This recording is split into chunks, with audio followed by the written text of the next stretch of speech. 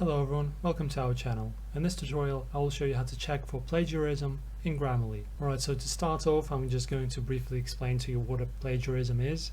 So basically, in short words, it's when you're stealing a certain piece of writing. For example, if you've written a book and then someone goes ahead and makes a very similar book and basically steals from you, that's literally what it means.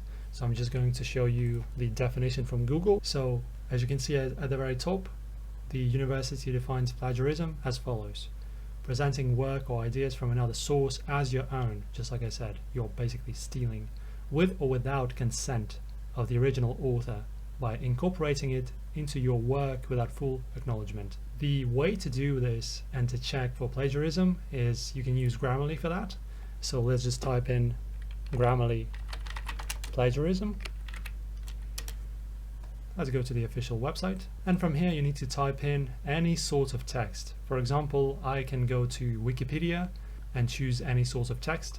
From there, then you need to insert it in here, press on scan for plagiarism, and it will give you a result. Okay, so as an example, I'm going to choose a sample text from this book. This is a Sherlock Holmes book, so I'm just going to choose a particular text from here, insert it into here, and now let's press scan for plagiarism. So as this is a book written by someone else already, it's supposed to analyze it and find plagiarisms.